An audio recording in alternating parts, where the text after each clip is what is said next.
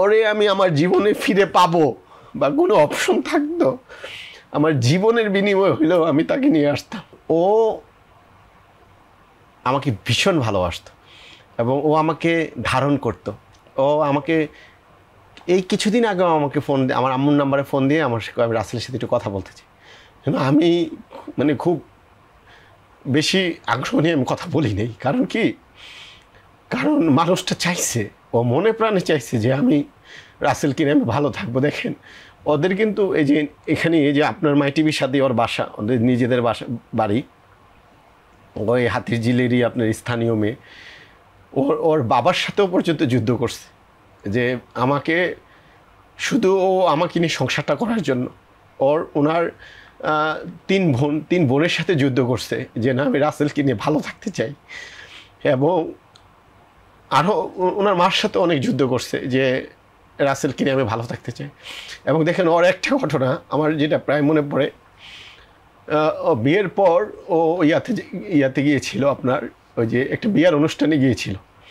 তা আমি বললাম যে তুমি বিয়ের অনুষ্ঠানতে যেও না। পরে ও কী কারণে জানি, ছোট মানুষ তখন, 10 বছর আগের কথা, ও তখন খুব সম্ভবত অনার্স ফার্স্ট ইয়ারে পড়ে।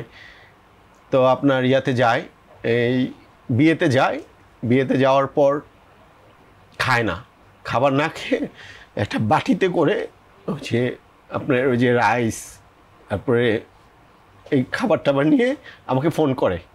আমাকে ওই বাটিটাতে করে ও একটা আমাকে বলে রাসেল তুমি কোথায়? আমি বললাম যে আমি তো এখানে আছি। আচ্ছা আমি আসতেছি। আমার ওই দৃশ্যটা মনে পড়ে, ওর পায়ে নুপুর পরা, মানে ও আসতেছে, আমি মানে শুনে ফেলছি কেন আমি ছটকট করে নামলাম। এত মিষ্টি একটা মেয়ে, হাতে একটা ছোট বাটির মতো। আমি বললাম যে এটা কী? তুমি তো আমাকে বিয়ে বাড়িতে যেতে না করছো, কিন্তু রাসেল আমি তো চলে গেছি, কিন্তু বিশ্বাস করো আমি খাই নেই, ওইখানে খাই নেই, খাবারটা নিয়ে আসছি, তুমি আমি একসাথে খাবো। আমার তখন আমি কি জানি একটা শাউট করছিলাম ওর সাথে যে তুমি আমি যে তারপরেও আমি ওর সাথে শাউট করছিলাম যে আমি না বলার পরেও তুমি এখানে কেন গেছো। পরেও আমাকে ওই যে হাত ধুয়ে বাটিতে করে আমাকে খাইয়ে দিচ্ছে। পরে আমার বলতেছে যে বিশ্বাস করো রাসেল, আমি যেতে চাইনি, আমি মায়ের জন্য, বাবার জন্য, আমার বড় ভাই বোনদের জন্য আমি গেছি। দেখো আমি খুব সিম্পল ড্রেসে গেছি, আমি কোনো সাজগোজও করি নাই, নর্মালি গেছি, আমি কিন্তু সাথে সাথে তোমার কাছে চলে আসছি। তো আমার মনে হয় যে আমি মেয়েটাকে কোনো না কোনোভাবে কষ্ট দিচ্ছি। সেদিনও আমি তার সাথে খুব একটা ভালো আচরণ করি নাই।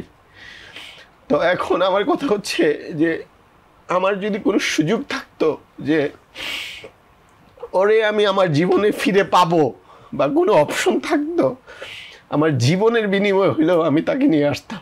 এবং ও যদি আজকে আমাকে বলতো যে মানে ধরেন ওর আরও ধরেন 2-3টা বিয়ে হয়েছে, আরও 4-5টা বাচ্চা, লাভ অনেক কিছু হয়েছে, তারপরেও যদি ও আমাকে বলতো যে রাসেল আমি এখন ফ্রি আছি, আমি তোমার কাছে আসতে চাই, আমি তাও ওরে নিয়ে আসতে চাইতাম। কিন্তু ও প্রায় আমার সাথে কথা বলে, আমার ছোটো বোনের সাথে কথা বলে,